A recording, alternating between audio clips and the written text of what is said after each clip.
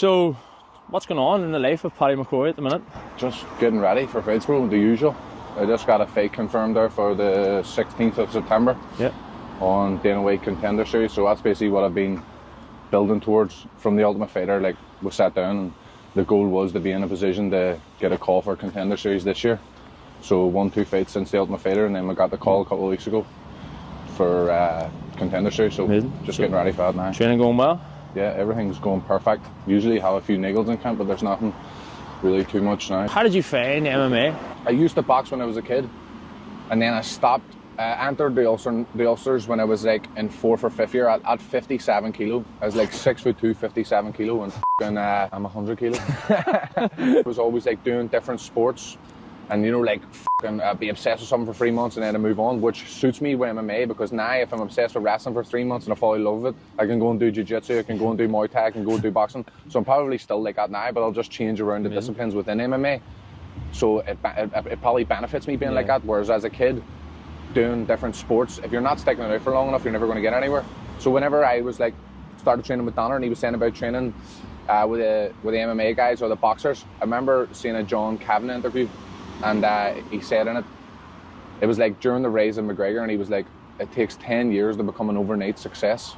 And do you know, like when you hear something someday and it just like the penny drops, I was like, I have never done anything for fucking 10 years straight. I've never done for anything for 5 years straight, you know what I mean? Like, if it wasn't the best after a couple of months, I would have just left. So I was like, f me, I've never really stuck in anything. So from the first day I joined MMA, I knew that I was in it for 10 years.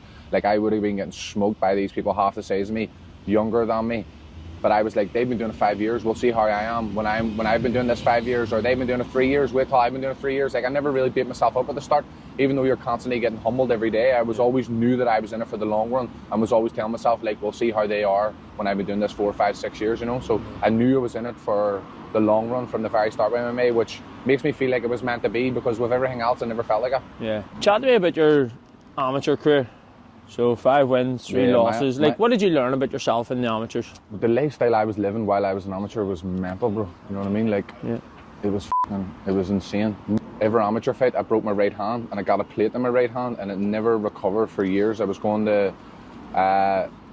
private trying to get my hand checked. They just kept telling me that my hand wasn't broke and that I needed to just keep training away until the pain left, essentially. So I came from a boxing background, relying heavily on my right hand. Then all of a sudden, my main weapon was took away. So that forced me to like diversify my game. I started changing stances a lot. I started kicking a bit more, started wrestling a bit more. So it forced me to level up all the other aspects of my game. And then when I went traveling and giving my hand time to heal, then I'd already improved them other aspects of my game. So when my right hand came back, I felt like I was really starting to level up as a fighter, you know. I feel like I'm very blessed in terms of very creative. I have a great eye for the game. I can watch a fight and I can read two fighters. I can like build pros and cons of them very fast in my head. I can like watch a fighter who can be dangerous, but I can also identify a lot of holes and things that I would like. What does the next 1 to 3 years look like for PattyMcCrory? If you could literally map it out yourself, what does that look like for you? If I can map out the next 3 years, I'll go to Contender Series, knock this guy out, get a UFC contract, get a couple of bonuses in the UFC, build my personal brand, build my name.